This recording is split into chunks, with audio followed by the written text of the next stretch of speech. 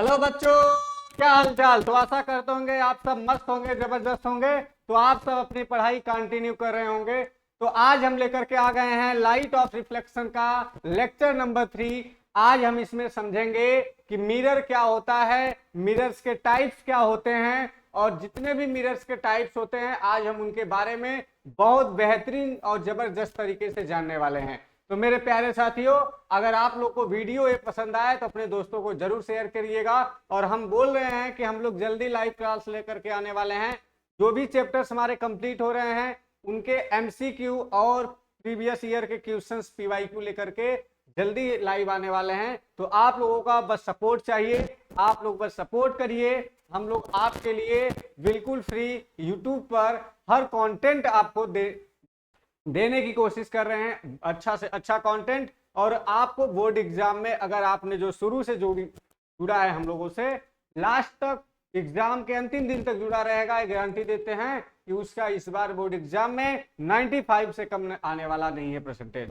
तो चलो दोस्तों, स्टार्ट करते हैं अपने सेशन को। और हम अपने सेशन को स्टार्ट करने से पहले प्रतिदिन का विचार जानते हैं, और विचार जानने के बाद अपनी क्लास को धमाकेदार तरीके से स्टार्ट किया जाता है। तो चलते हैं मेरे प्यारे भाई अपने विचार की तरफ। क्या है हमारा आज का विचार, तो बहुत ध्यान से सुनिएगा मेरे भाई।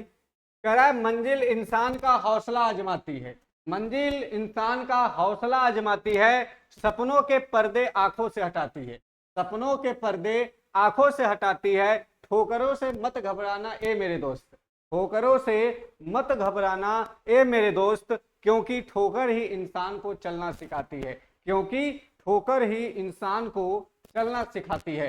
तो मेरे भाई, आप लोगों को अगर संघर्ष कर रहे हो, आप उसमें कई बार गिरोगे उठोगे, लेकिन उससे घबराना नहीं है, उससे आगे बढ़ता जाना है। आप एक दिन अपने मंजिल पर जरूर पहुंचोगे।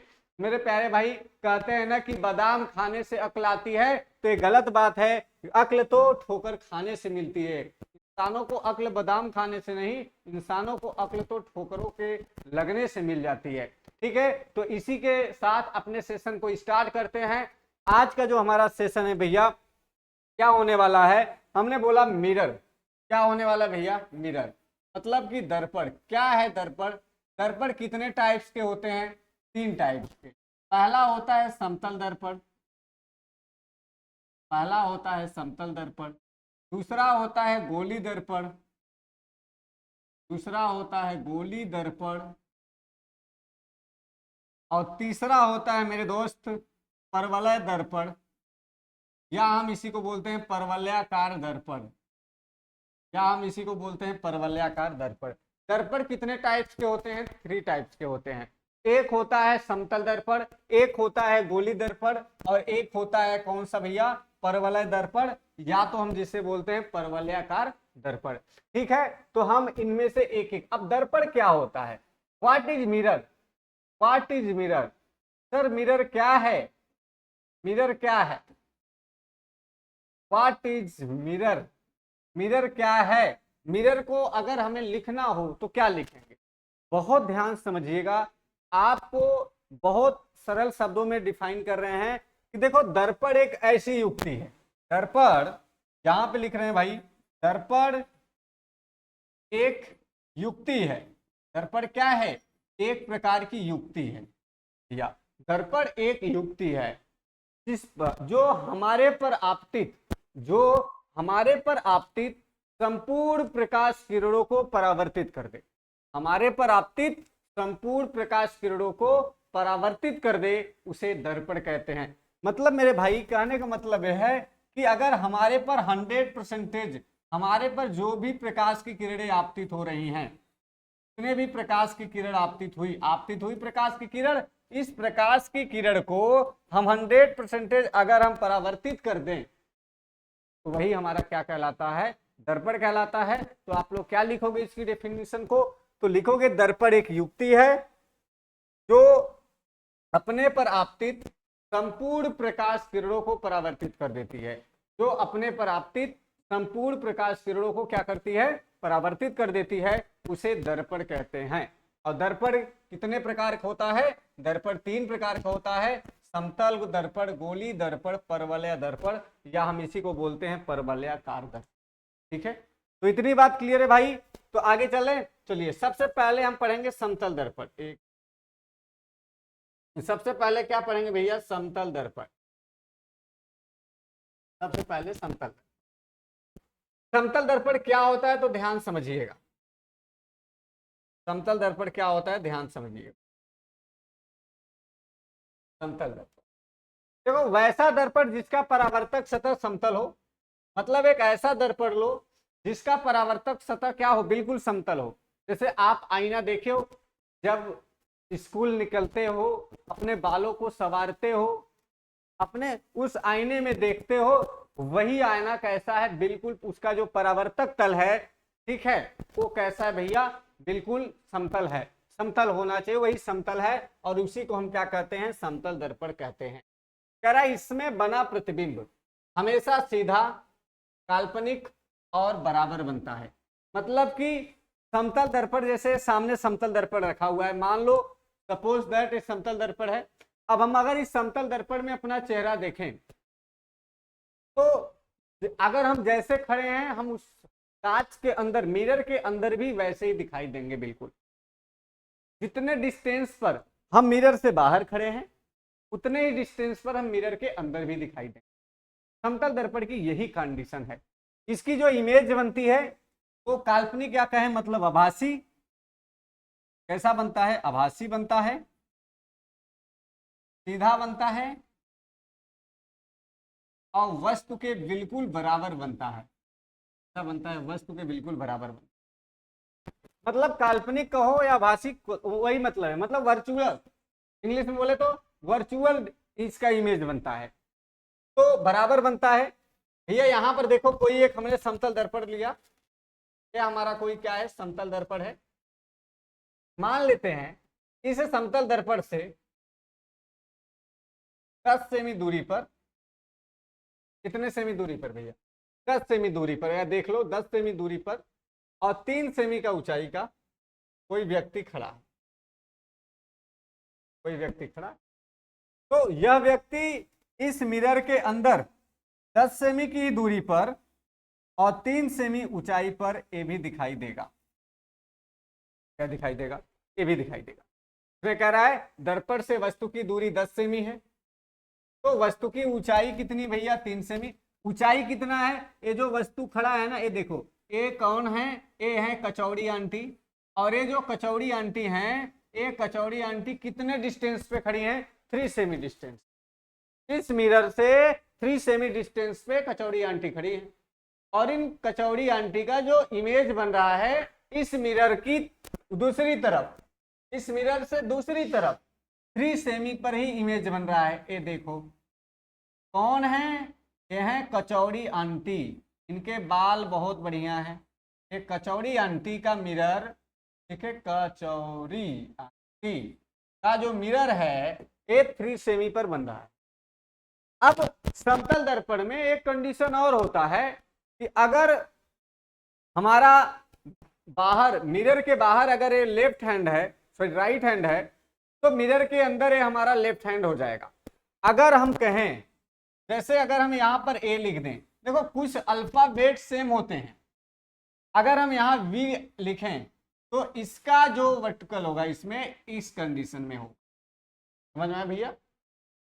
तो यहां से वही कह रहा है वस्तु से प्रतिबिंब की दूरी कितनी हो गई? 20 सेमी। वस्तु से भाई टोटल डिस्टेंस वस्तु से, देखो यहां से यहां तक की दूरी 10, यहां से यहां तक की दूरी 10, और यहां से यहां तक की दूरी, तो 10 और प्लस 10 कितने होंगे? 20 सेमी। तो वही कह रहा है वस्तु से प्रतिबिंब की दूरी कितनी है? 20 सेमी है। क्लियर है भैया? समतल दर्पण से क्लियर है? कोई दिक्कत? अगर कोई दिक्कत है तो कमेंट जरूर करिएगा, ठीक है। अच्छा, एक चीज याद रखिएगा, समतल दर्पण की जो फोकस दूरी होती है वो अनंत होती है। कितनी होती मेरे प्यारे भाई? अनंत होती है। प्यार के साथ दोस्त, बहुत प्यार के साथ, जो सिंपल मिरर्स होता है हमारा, उस सिंपल मिरर्स की जो फोकस लेंथ होती है वो इन्फिनिटी होती है, अनंत होती है। ठीक है, तो आगे चलते हैं, कुछ नोट पॉइंट है बहुत ध्यान समझिएगा इसको। कह रहा है यदि कोई वस्तु समतल दर्पण के सामने v वेग से चलता है तो उसका प्रतिबिंब, पहली कंडीशन वस्तु के सापेक्ष 2v वेग से चलेगा, और दूसरी कंडीशन दर्पण के सापेक्ष v वेग से चलेगा। मतलब कि कह रहा है यदि कोई वस्तु समतल दर्पण के सामने, ये कोई समतल दर्पण है, ये कोई क्या है, समतल दर्पण है, अगर कोई वस्तु यहां से v वेग से जा रहा है, v वेग से, जैसे हम मान लो 5 किलोमीटर प्रति घंटा की चाल से भागते हुए आ रहे हैं, इसकी तरफ, इस मिरर की तरफ, इस समतल सिंपल मिरर की तरफ हम 5 किलोमीटर प्रति घंटा की चाल से भागते हुए आ रहे हैं, तो वस्तु के सापेक्ष ये ऑब्जेक्ट, मान लो भाई जब हम आ रहे हैं तो कोई एक ऑब्जेक्ट है, तो इस ऑब्जेक्ट के सापेक्ष जो हमारी वेग होगी यहां पर, वो कितना होगा भैया, ये वेग 10 किलोमीटर प्रति घंटा होगा, कितना होगा, 10 किलोमीटर प्रति घंटा होगा। यही कह रहा है वस्तु के सापेक्ष में 2v वेग से चलेगा, दर्पण के सापेक्ष में v वेग से चलेगा। वस्तु की सापेक्ष अगर बात करेंगे तो दुगुना हो जाएगा, अगर हम दर्पण के सापेक्ष बात करेंगे तो जितना था उतना ही रहेगा।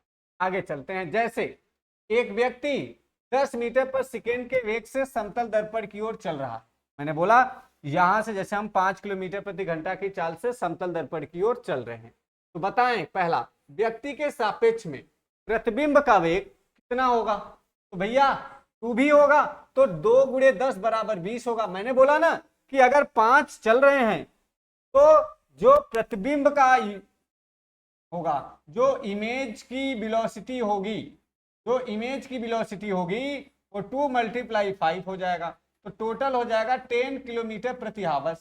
कितने होंगे, 10 किलोमीटर प्रति हावर्स होंगे। उसके बाद कह रहे हैं दर्पण के सापेक्ष में प्रतिबिंब का वेग कितना होगा, तो v होगा, तो दर्पण के सापेक्ष में प्रतिबिंब का वेग जितना पहले था उतना ही रहेगा ऑब्जेक्ट का, 10 मीटर प्रति सेकेंड। यहां तक क्लियर है, तो भैया यहां तक क्लियर है, तो आगे चलते हैं। अगले में क्या कह रहा है, किसी समतल दर्पण में किसी वस्तु का पूरा प्रतिबिंब दिखाई देने के लिए वस्तु की ऊंचाई कम से कम आधी ऊंचाई दर्पण की होनी चाहिए।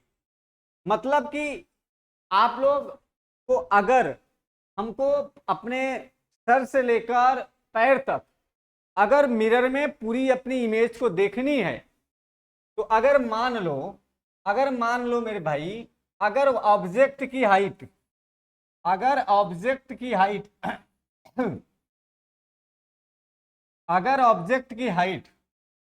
7 मीटर से, सपोज दैट ऑब्जेक्ट जो है वो कितना है, 7 फुट मान लो, या 7 मीटर मान लो सॉरी 7 फुट हाइट कितना है, 7 फुट है, तो हमारा अगर ऑब्जेक्ट हमारा कितना है 7 फुट का, तो हमारा जो इमेज होना चाहिए वो 3.5 फुट हो, कितना होना चाहिए, 3.5 फुट। मतलब कि वस्तु के ऊंचाई की आधी होनी चाहिए।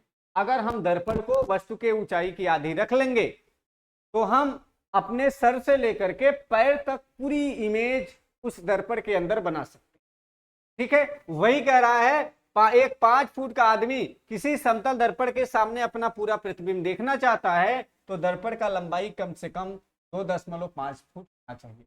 जैसे मैंने बोला कि कोई कचौड़ी आंटी हैं, वो 7 फुट की हैं और वह दर्पण है, वह एक कोई दर्पण है, इस दर्पण में अपना पूरा इमेज देखना चाहती हैं सर से लेके पैर तक, तो उनको कितने का दर्पण होना चाहिए, तो भैया 3.5 फुट का दर्पण ले लेंगे। मतलब उनकी हाइट का अगर आधा दर्पण ले लेंगे तो हम उनकी पूरी इमेज उस दर्पण के अंदर देख सकते। बात समझ में आई। जैसे कुछ लोगों के घर में वो गोदरेज वाली अलमारी जब मिलती है तो उसमें कांच लगी होती है, उसमें सामान उमान भी रखा जाता है, कांच लगी होती है, तो उस कांच में अगर हम अपना देखें तो लगभग हमारी पूरी बॉडी का इमेज उसमें दिखाई देता है, देता है कि नहीं देता है, पूरी बॉडी का इमेज दिखाई देता है। तो सेम वही कंडीशन है। अब हम छोटा वाला मिरर ले लें, उसमें देखें तो नहीं दिखाई देगा। क्यों नहीं दिखाई देगा भाई, क्योंकि उसका जो हमारा उसमें जो हमारा उसकी ऊंचाई है वस्तु की ऊंचाई में बहुत छोटी है। जिसके कारण हमको दिखाई नहीं देती है। बात क्लियर है? अगर बात क्लियर भैया तो आगे चलें। अच्छा, आप लोग को यहां तक बात क्लियर है तो भैया आगे चले। अगर अच्छा कोई भी दिक्कत हो कमेंट बॉक्स में जरूर करिएगा। चलिए हमारा चलते हैं अगले टॉपिक की तरफ, गोली दर्पण। गोली दर्पण क्या होता है ध्यान समझना। ऐसा दर्पण जिसका परावर्तक सतह एक खोखले गोले का भाग होता है, गोली दर्पण कहलाता है। मतलब कि ये हमारा कोई एक गोला है, तो हम बाहर से क्या कर देते हैं, पॉलिश कलई कर देते हैं, कलई कर दिया। अब अंदर से ये पूरा कैसा है, खोखला है। कैसा है, अंदर से खोखला। यही कह रहा है ना, एक ऐसा दर्पण जिसका परावर्तक सतह एक खोखले गोले का भाग होता है। मतलब ये जो परावर्तक सतह है ना, यह एक खोखले गोले का भाग है। जब इसको आधे से काट दिया जाता है तो यह दो पार्ट में बढ़ जाता है। एक पार्ट हमारा ये है बढ़ जाता, और एक पार्ट हमारा ये बढ़ जाता है। एक पार्ट को हम कहते हैं अवतल, एक को हम कहते हैं उत्तल। उत्तल का नाम ऊ से आता है मतलब उभरा, और अवतल का नाम अ से आता है मतलब अंदर। क्या अंदर, मतलब कि जिसका परावर्तक तल अंदर की तरफ हो, ऐसे सांप के जैसा हो। देखो भैया अवतल दर्पण को देखो, इसका ऐसे है, सांप ऐसे होते हैं ना, तो इस तरीके से नागिन दशैला नागिन, तो इस तरीके से इसका अंदर की तरफ जो है वो अवतल दर्पण है। और अगर ऐसे बिल्कुल सीधा हो जाए भैया तो ये क्या हो जाएगा, उत्तल दर्पण हो जाएगा। ये देखो ये परावर्तक तल कैसा है, उत्तल दर्पण का है, बाहर की तरफ है, निकला हुआ उभरा हुआ है। और ये अवतल दर्पण का अंदर की तरफ नागिन की जैसा अंदर जो फन काली रहती है ऐसे ऐसे रहती है, उसी की तरह अंदर की तरफ धसा हुआ है। ये हमारा क्या है, अवतल दर्पण का है। इतनी बात क्लियर है भैया। चलिए आगे कह रहा है भैया यह मुक्तः दो प्रकार के होते हैं। मैंने बोला जब इसको काटा जाता है तो मेरे प्यारे साथियों इसे दो भागों में बांट दिया जाता है, एक अवतल दर्पण एक उत्तल दर्पण। क्या होता है अवतल दर्पण, चलो समझते हैं। अवतल दर्पण किसे कहते हैं, वैसा दर्पण जिसका परावर्तक सतह धसा हो। मैंने बोला ना, नागिन की जैसे फन काढ़ ले और उसकी जैसे धसा हो अंदर की तरफ, ए वह अवतल दर्पण होता है। और अवतल दर्पण को हम अभिसारी दर्पण भी कहते हैं। क्या कहते हैं भैया, अभिसारी दर्पण भी कहते हैं। आगे चलते हैं। उत्तल दर्पण वैसा दर्पण जिसका परावर्तक सतह उभरा हुआ हो, बाहर की तरफ निकला हुआ हो, उसे उत्तल दर्पण कहते हैं। और इसे अपसारी दर्पण कहते हैं। इसे कौन सा दर्पण कहते हैं भैया, अपसारी दर्पण कहते हैं। ठीक है। अब गोली दर्पण से संबंधित कुछ महत्वपूर्ण बिंदु, मतलब कि जैसे हम मान लो ये हमारा कोई अवतल दर्पण है, ठीक है भैया, अवतल दर्पण है। अब हम इसमें कई चीजें महत्वपूर्ण जो गोली दर्पण से थे, इसमें महत्वपूर्ण बिंदु है। पहला ध्रुव है भैया, किसी भी दर्पण के मध्य बिंदु को, ध्यान समझना, किसी भी दर्पण के मध्य बिंदु को हम दर्पण का ध्रुव कहते हैं। बात क्लियर है, पहले क्लियर। किसी भी दर्पण के मध्य बिंदु को हम दर्पण का क्या कहते हैं, ध्रुव कहते हैं। दूसरा वक्रता केंद्र क्या होता है, गोले को जिस मतलब दर्पण के कटे हुए गोले के भाग के केंद्र को, जो गोला होता है जब उसको काटा जाता है उसका जो केंद्र होता है, उस केंद्र को हम क्या कहते हैं भैया, वक्रता केंद्र कहते हैं। वक्रता त्रिज्या क्या होती है, वक्रता केंद्र और ध्रुव को मिलाने वाली रेखा या वक्रता केंद्र ध्रुव के बीच की दूरी, ये जो दूरी है इस दूरी को हम कहते हैं वक्रता त्रिज्या। क्या कहते हैं मेरे प्यारे भाई, वक्रता त्रिज्या। फोकस क्या होता है, ध्यान समझना भैया कि अगर हम अच्छा पहले एक चीज समझ लेते हैं, फोकस समझने से पहले हम समझ लेते हैं प्रधान अक्ष क्या होता है। प्रधान अक्ष को ही हम बोलते हैं मुख्य अक्ष। प्रधान अक्ष को ही हम क्या कहते हैं, मुख्य अक्ष। जो होता है प्रिंसिपल एक्सिस, जो क्या होता है, प्रिंसिपल एक्सिस होता है। मतलब कि प्रिंसिपल एक्सिस क्या होता है भैया, अगर हम बोले कि जो दर्पण होता है, अगर ये जो वक्रता केंद्र से ध्रुव के बीच की जो लाइन मिलाई जा रही सीधी रेखा, ये प्रिंसिपल एक्सिस है। ध्यान समझना फोकस को। अगर हम इस प्रिंसिपल एक्सिस के पैरेलल एक प्रधान अक्ष के समांतर कोई रेखा खींचे और वह रेखा कहां से गुजरती है भैया, वह रेखा फोकस से गुजर जाती है। कहाँ से गुजरती, वो फोकस होता है। फोकस दूरी क्या होता है, तो फोकस और ध्रुव के बीच की दूरी को फोकस दूरी कहते हैं। द्वारक क्या होता है, द्वारक भैया होता है, ध्यान से समझो, हम अगर प्रतिबिंब की ये जो चौड़ाई होती है, ये प्रतिबिंब की जो चौड़ाई है, प्रतिबिंब सॉरी यार दर्पण, दर्पण की चौड़ाई को, दर्पण की चौड़ाई को हम दर्पण का द्वारक कहते हैं। क्या कहते हैं, दर्पण का द्वारक कहते हैं। बात समझ में आई भैया, ये हमारे महत्वपूर्ण बिंदु थे। आगे चलते हैं, आगे चलते हैं। देखो लिखा है फोकस दूरी, गोली दर्पण की फोकस और ध्रुव के बीच की दूरी को फोकस दूरी कहते हैं, मैंने जो बताया। अवतल दर्पण का दूसरा नाम क्या भैया, अभिसारी दर्पण है। उत्तल दर्पण का दूसरा नाम अपसारी है। अवतल दर्पण का फोकस दूरी चिन्ह में क्या होता है, ऋणात्मक। अभी आपको चिन्ह परिपाटी पढ़ाएंगे। उत्तल दर्पण का फोकस दूरी चिन्ह कैसा होता है, धनात्मक होता है। ठीक है, आगे भैया, गोली दर्पण में चिन्ह का निर्माण कहां से किया जाता है, तो ध्रुव से। हम सभी भी चिन्ह का निर्माण उसके ध्रुव से करते हैं। अवतल दर्पण तथा उत्तल दर्पण में वस्तु की दूरी का चिन्ह कैसा होता है, तो दोनों के लिए वस्तु की दूरी का चिन्ह ऋणात्मक होता है। कैसा होता है भैया, ऋणात्मक होता है। गोली दर्पण की फोकस दूरी और वक्रता त्रिज्या में संबंध क्या होता है, तो F बराबर हम पढ़े हैं R/2। क्या पढ़ते हैं भैया, F बराबर R/2। या तो हम इसी को R बराबर लिखें, तो R बराबर हमारा होता है 2F। क्या होता है भैया, 2F। इसमें न्यूमेरिकल्स भी मिलते हैं। चलो आगे चलते हैं। अवतल दर्पण को अभिसारी दर्पण क्यों कहा जाता है, बहुत महत्वपूर्ण क्वेश्चन है। अवतल दर्पण को अभिसारी दर्पण क्यों कहा जाता है, तो कह रहा है अवतल दर्पण के प्रधान के समांतर आती प्रकाश किरणें। प्रधान मतलब मुख्य अक्ष, मुख्य के समांतर आती प्रकाश किरणें। देखो भैया, ये हमारा प्रधान अक्ष है और इस प्रधान अक्ष के देखो, ये हमारा प्रधान अक्ष है। प्रधान अक्ष के समांतर आने वाली प्रकाश किरणें, ठीक है, आती प्रकाश किरणें परावर्तक के बाद एक बिंदु पर जमा हो जाती हैं।